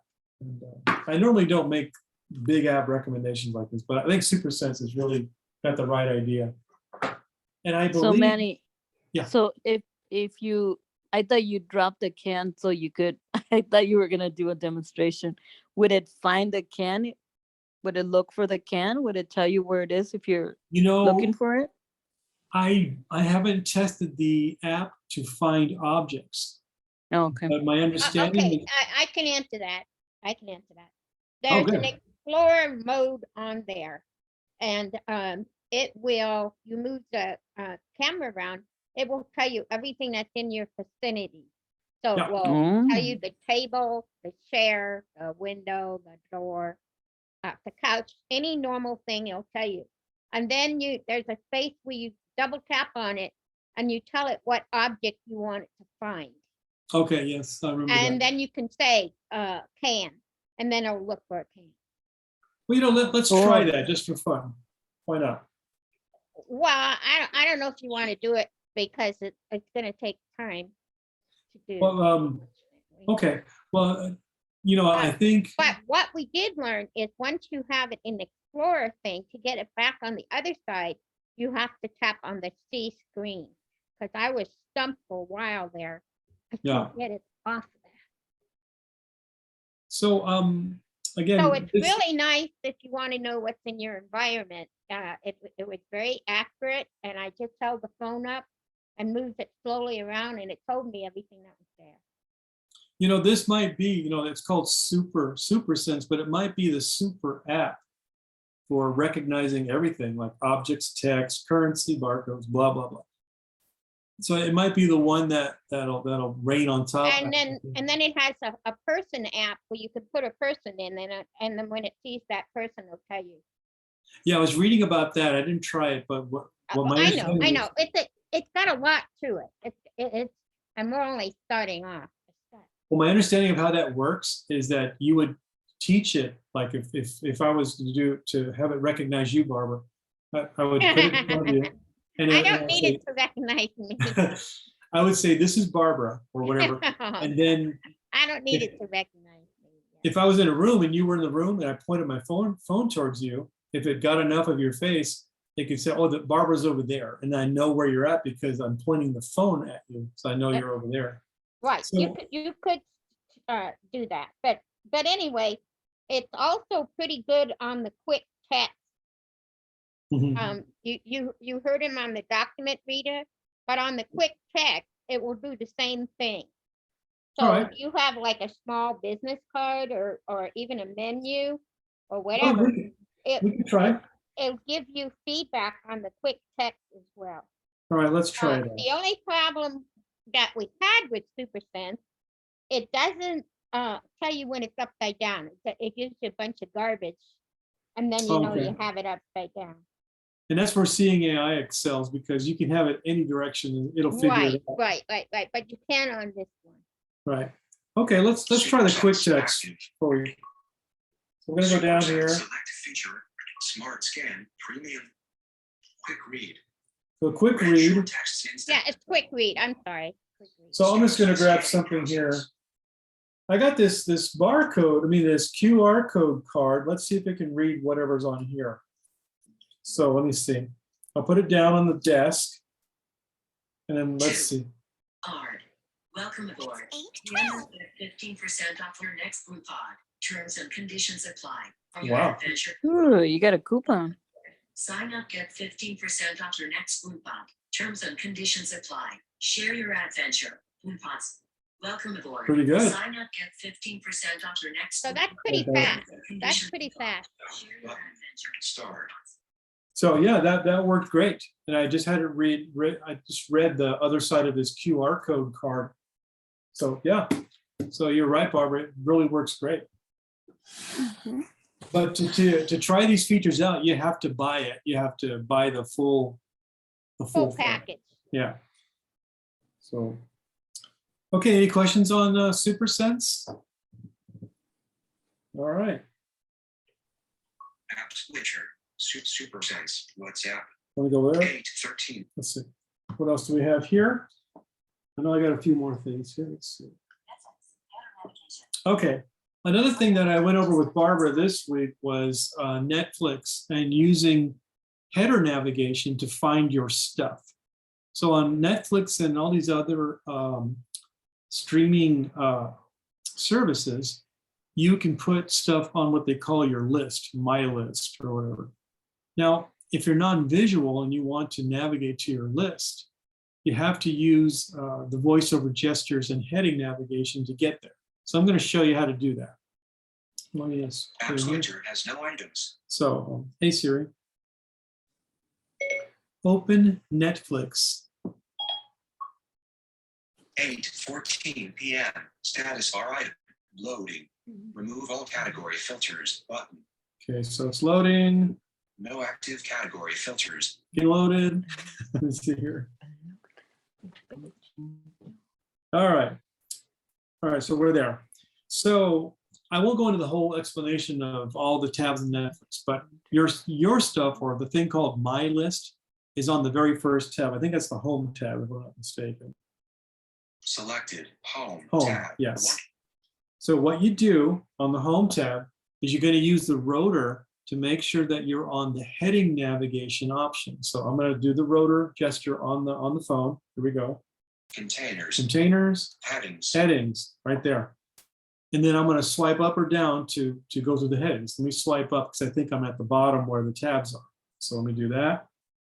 popular on Netflix, heading not found, heading not trending now, only on Netflix, comedies, headed games, head critically acclaimed, continue watching new releases, watch it again, top 10 TV short clips, TV dramas, casual viewing, award-winning film, familiar favorite, because you watched romantic TV comedy, top 10 movie, familiar TV comedy block, TV side dramas, because you watched young adult movie, dark TV, teen TV, critically acclaimed, because you watched dark dramas, suspense from movies based on, because you watched awkward futuristic, heading not fact, bin-worthy criminal mind games, critically acclaimed, my list, heading. There it is, finally. So it's better to start at the bottom and go up because your list, believe it or not, as important as that is way at the bottom, all the stuff they're promoting. So once you get to my list, then you start swiping to the right. So I'm going to do that. Riverdale button. The Walking Dead button. So you can look Display at, details. you can open up things that are on your list. And of course, list management is a whole other thing, but that's how you navigate in some of these apps. With Netflix, they've at least used logical headings for each category of movies or videos that they have. And you can easily get there just by navigating instead of doing this constant swiping or guessing. So it's kind of nice. I just wanted to show that in case you have Netflix. It's a good option. So any questions on Netflix or navigating to Netflix? All right, we'll go to the next thing then. Let's see here. Okay, so there's many ways to silence your device.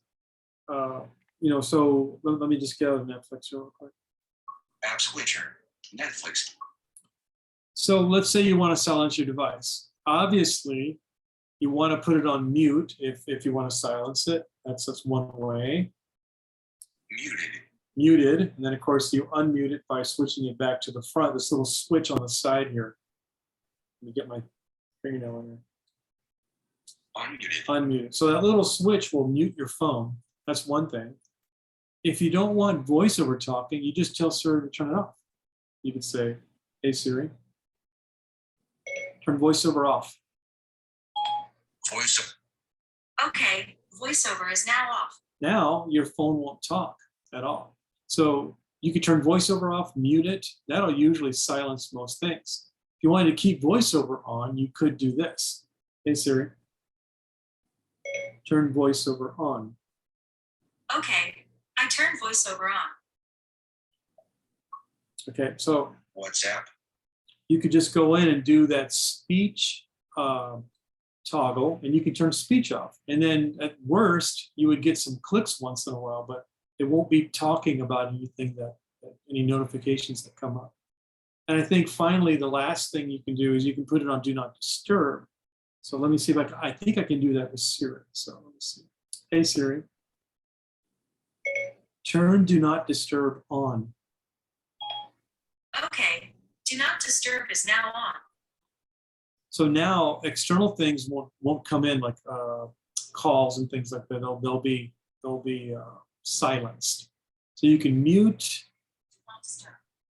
and you can do these other things with.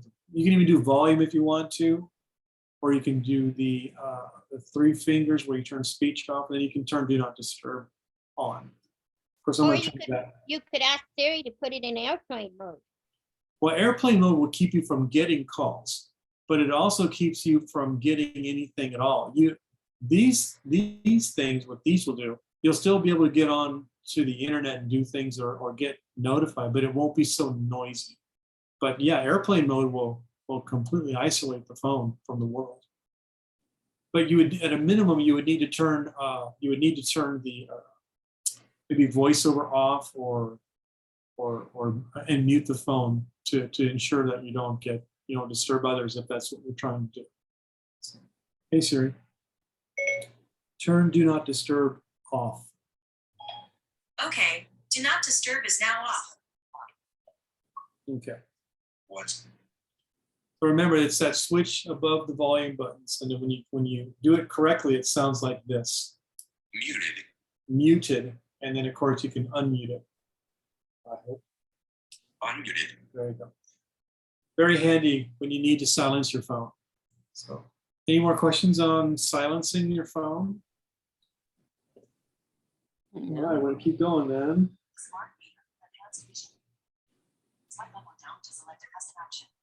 Oh, I wanted to talk about a device that I was working with last week. If any of you are looking for a desktop kind of OCR thing, you don't want to use your phone, you want to sit down and just not play with the phone. There's this thing called a smart reader. I think it's, I forget who makes it. I think it's Enhanced Vision makes it. Now it's pretty expensive. I think it runs about $2,000. But what it does is it's a reader for documents, mail, whatever, and you don't have to do anything as far as figuring out where to put stuff. You just put it and you line it up with the base of the unit, hit the recognize button, which is a big button that's very tactical. It's not like a tactile button. That's not a small button. You can't find it. It's got rough edges on it. You hit it, then it recognizes it and it reads it right to you, and then you can navigate by line up, line down. You can pause it if you just don't have a continuous speech. You can mess with the volume and of course the speed of the speech. Very simple device. And I think it's a wonderful thing for reading documents at home if you don't want to use your phone. So I was working with Bobby on that. That's what turned me on to talking about this. So again, it's called a Smart Reader. I think Smart Reader HD is what it's called. And I believe they run, what's that? They're expensive. They are expensive. They're But this thing works $2,000 great. for the one that Tom and Bobby have. Yeah, it's like 2,000, but it was flawless. And you didn't have to worry about the piece of paper you were putting down there. If you lined it up just against the base, it worked 100% of the time. And you never had to, and the base is the exact size of the top of a document, 8.5 across. You put it right at the edge in front of it, it'll detect it every time, and it was flawless when we were doing it. So that's why I thought it was an honorable mention today to let you know that's out there if you want to be able to do stuff easily, read stuff easily. And of course, it has options to, we didn't go into that, but you can save the stuff that you recognized and then retrieve it later and that kind of stuff. But just a basic scanner is great. Oh yeah, and the fact, it's not this big fat desktop unit that weighs a ton. It's a foldable unit that you can pack into a suitcase and take it with you. It's very compact, but it's very good. And the voice is very clear and nice. It's not nasally sounding. It's a very clear sounding speaker. So if anyone out there is thinking about getting one of those, that's one you should really consider. That's a really good one. Manny, the Yeah. only thing I didn't like about it, you can't work with a book. You've got to work with single sheets of paper. And a lot of times you want something read to you that's in a book. Yeah. So Well- for $2,000, it's a glorified camera to me. True. Books are going to be hard anyway, and I'm not countering it. They're I'm just not saying- impossible though. Not impossible, but a book, because of its binding, it's going to make the pages sort of curl in the middle. Mhm.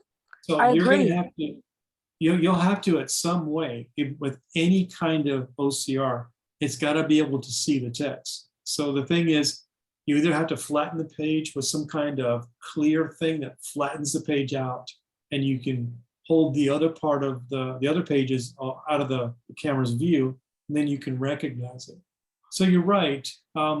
It's not flawless, but it's a lot better than a lot of other things. So you're right. And 2,000 is a lot, but some people who need it or want to read their mail without too much difficulty, that would be a perfect fit for that, but not so much for the books, like you said. So yeah. Years ago, I had a product by ABIC, and Freedom Scientific bought them out. Mhm. And it had two cameras, one for your paper and one for whatever you wanted to read to you, whether it was a chalkboard or a whiteboard, or whether it was just a book. And Mhm. it could also save to your computer, so Right. that it could deal with the curve of the book when you wanted to scan in the book. And That's of good. course, Freedom Scientific bought them out and stopped supporting the product because it was a superior product. Hmm. Good old greed, you know. Yeah, that's Be odd. I quiet. mean, go ahead. Oh, go ahead. I'm sorry. I didn't mean- I said the C word, so she went nuts. Oh. She woke up. She woke up. Yeah. Are you gonna go over the personal power book, how to read it? I didn't have that on for tonight. Should I have had it on for tonight? I Yes, probably should have. please. You know, I could try it. I didn't plan it, but let's see. All right. Because you have to, 26. when you double tap it, you have to download it in Apple Books, and we got that far. But then we had Yeah. a hard time trying to get to the table of contents to get to where Okay. you want it to go. So what the thing that Barbara's talking about, for those of you who are not understanding what she meant, there's a personal power book that's in the format of what's called an EPUB, electronic publishing document, .EPUB or whatever it is. And Apple Books will read that format. And long story short, the navigation in that book is handled by whatever app is opening the EPUB document. So there's a table of contents button, and there's all kinds of stuff that you can do. So let's do But that. it's called Personal Power for the Blind User using iOS. That's right. So I downloaded the 27 book. PM. Oops. I downloaded the book to my phone. And so I'm going to go open it up, and then we're going to go through the process real quick. It doesn't take long to do this. So let me just 8:27 PM. So you can open it up from an email, but I actually stored it on my phone in a file. So let me go to my Files app. Well, let me just tell it to open. WhatsApp. Hey Siri, open Files. Files, iCloud Drive, back button, Personal Power Second Edition Final Copy. EPUB file 7/ So like I said, it's an EPUB file. So I'm going to double tap on it. This could be an attachment with the same name. I'm going to do that. Select Library, iPhone User Guide for iOS 11.4, Apple Incorporated, 11% Library, Personal Power, Michael Fair, All right, so I'm gonna go into that. Personal Power, Michael Fair, 1% finished. I don't know what it's doing. It always stalls when I'm in front of all you guys doing things. When I'm just messing with it, it just comes right up. So let's see what it's doing here. Manually, button. Importing, 0 of 1. Failed, 0, button. So I don't know why it's trying to import it. Let me see here. Personal Power, Michael. Personal Power, Michael Fair, 1% finished.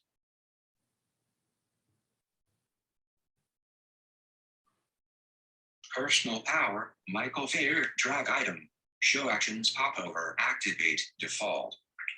Personal Power, Michael Fair, 1% finished. Let me see here. List view, button. Grid view. Personal Power, Michael Fair, Personal Power, Michael Fair, 1% finished. Drag item. Show actions popo, activate, drag item, activate, show actions popover.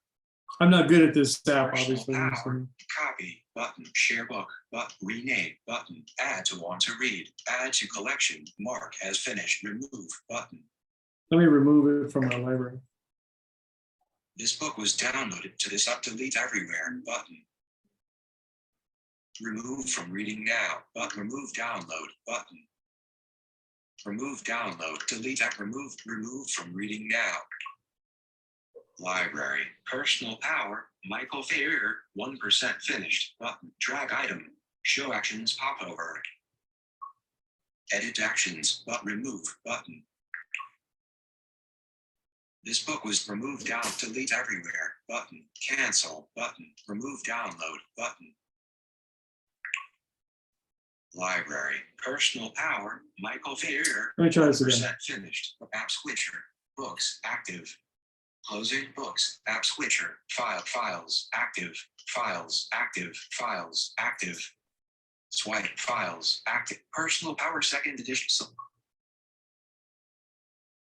Library, important, 0 of 1, tab bar, reading now, tab, selected, reading now. Current and recent, account, button, cover of personal power by Michael Ferrier, cover books. Okay, I think I got it. I'm sorry. Okay, we're back. Okay, so it's up, and to navigate this book, once Apple Books opens it up, I think there's a button up top called Table of Contents. Let's go find it. So, Page bookmark, search, appearance, table of contents. the Table of Contents button at the very top. Let me do that. Table of books, share button. So when I hit that Table of Contents, it brings up a list of what the Table of Contents are. So let me get down to the list. Personal about resume button. Acknowledgements. Paper changes in the second edition. Preface. Introduction. Quick start. Orientation. Setup. Page 1. Basic voiceover gestures. So let's go there. 71. So it said basic voiceover gestures, page 171. If I double tap that, it's going to immediately take me to page 171, and then I can start reading about the voiceover gestures. Let me do that. Selected. Library button. Page 171 of 3,964. Voiceover gestures. CV. And then I can just swipe. Page chooser. Oops. Page 6 quick start. Voiceover jet finger. For more important voiceover gestures, see the following. Basic voiceover gestures. Tapping twice quickly with 4 fingers spaced slightly apart will activate voiceover help mode. Okay, now Manny, how do you get back to the table of contents? This is the problem I had. So the navigation on most of these apps and everything on an iPhone is usually at the very top or the very bottom. So what I do, I sometimes cheat. I said, well, instead of swiping a lot, I'll just come up down from the top or up from the bottom. So if I know that the controls are up there, I'm not going to swipe back to get to them. What I'm going to do is try to shortcut it. So I'm going to come down from the top. Let me do that. Appearance button. Table of contents. There it is. Button. Table of Oh, contents so one. you're just moving your finger around to get back? What I'm doing, Barbara, is I was saying that the navigation for most anything on these phones is at the very top or the very bottom. Since I know, since I've used this app before, the table of contents is up there, I will take my phone and put it on the edge of the phone and put it right down to the top until I hear whatever. It's going to sound like this. Watch. I'm going to do it. Appearance. Appearance button. Okay, so Change appearance. I know I'm on this button bar or toolbar or whatever. So I'm just going to swipe back from there, and the table of contents should be there somewhere. Table of Yeah, it's right there. contents. Button. Then I double tap on that button, Table of contents. and then I can repeat what I did before. I can just go find whatever I want and go to that part of the book. Right. So the problem I had is I can get anywhere the first time, but I had a heck of a time trying to get back. Yeah, just do what I was telling you right now. Just come up on the very top, down, above the screen. And when you hear something button, then you know you're on that navigation area. Then you can just swipe to the left or right to find the table of And contents. find a table of contents. Yeah. Okay. So I think, unless there's any questions about this, I think that's probably, we're out of time. I think. Well, we're not quite there. Can you do the easy voice recorder? Sure. Okay. WhatsApp. All Double right. tap to So, open. hey Siri, open Easy Voice Recorder. Easy voice recorder. Record. Heading. So I use this one a lot for taking notes. In fact, I use this more than voice memos. They do the same thing, but this one I think is better. So it comes right up into the screen. You can press the record button, and then that will record the voice. So if I do that, this is what it sounds like. Record. Button. So I'm going to press it. Record. Pause. Hey, button. this is a test of the voice recorder function, blah, blah, blah. And then Resume. I hit that same button. And then that's it. If I wanted to add to that note, I would just hit that same button. It would add to the end of it. So I would do that. Resume. This is the Pause button. resuming of the previous note that I just recorded. Resume. Then, of course, when I'm done, I go to this button right next to the record button, Cancel. But stop. Button. stop. When you hit stop, it'll then take the recording and put it into a file. And then the other option is to cancel, which will then throw it away. So I'm going to keep it. I'm going to hit stop. Stop. Record. Button. So now I'm ready to record the next thing that I want to do.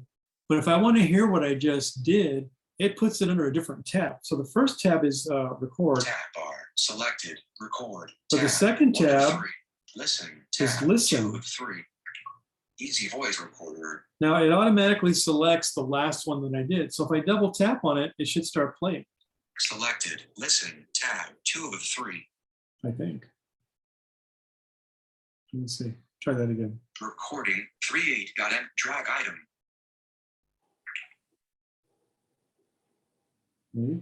Recording 3.7 got M480. August 14. Recording 3.9 got M480. Today at 8:34. Oh, sorry. It's this one. Recording 3.9. Recording 3 dragging 2 items. Recording 3.9 got M480. Today. Hold on a second. I don't know what I did. Apps quit easy. Closing easy voice. Book closing books. Closing files. WhatsApp. Easy voice I recorder. think I did the wrong gesture on here and it didn't like it. So let me go back to recordings. Tab bar. Listen. Listen. Tab 2 of. Recording 3.9 got M480. Today at 8. Okay, let's try it. Listen to that one. Recording 3.9 got We're not doing it. Of the voice recorder function, blah, blah, blah. And then this is the resuming of the previous note that I just. So anyway, you get the gist. play button. Play. You can string recordings together and save them into one file. Pause. Play. You can string recordings together and place them into a single file. You don't have to record one, then record a second one in a different file. You can add them all into the same file, and then they'll all be together for you to play back whenever you want. Then, of course, here you can delete them and do all kinds of stuff. So that's basically it for this. That's just so So simple. how do you name it? Oh, sorry. There's a menu here. Let me see. Fast forward button. Recording menu button. So each recording Swipe has up or its down to select a couple. each recording has its own menu button. So I'm on that menu button on the one that was just playing. I'll do that. Menu alert. Recording 3.9 got M480. So I go to the thing that allows me to rename. I think it's called rename. Delete button. Rename button. So there it is. Alert. Rename. Okay, so then I'll go to the text field where I can give it a name. Text field is editing. Recording 39. Insertion point at end. All right. You clear text. I want to button. clear that text out. There's a button right there. Clear text. Now I'm going to dictate a new name. TSB Zoom class test. Inserted TSB Zoom class test. And then I just find the Clear text. OK or rename. Cancel. But rename. Rename button. Vertical scroll bar. Now, if I put my finger on that recording, it's going to be called this. TSB Zoom class test got M480 today at 8:34 p.m. 2 on. So that's how you do that. So that's how you Cool. rename What app it. is that, Manny? I'm sorry. What app are you discussing? Oh, this is the Easy Note recorder. Easy voice recorder. Easy voice recorder. I'm Easy sorry. Voice Recorder, I think I have that. Okay. Yeah, I think I Yeah, have that it's a one. good little app. It's a free app. It's a So- what? Yeah, I think you'd mentioned it before. I downloaded it before. I'm quite sure. Yeah. It's one of my favorites. Wow, that was pretty good. That's pretty good. Yeah. And it keeps all your recordings in a list, you know, the current one on top, and whatever you name it is what you name it. And I haven't gone much more into it because all I've ever done is just record and play back and then delete them when I'm done. So I guess it's a testament to how easy it is to use.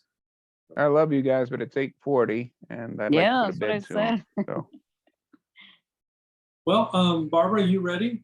Yeah, we're ready. Thank you, Manny. Thank you. And thank you, John, for. Thank you, yeah, Manny. as always, yeah, we'll you, John. coordinate on getting you the recording. Let me stop it. Yeah, thank Okay, you. good night. Good night, everybody. Good night, everyone. Bye.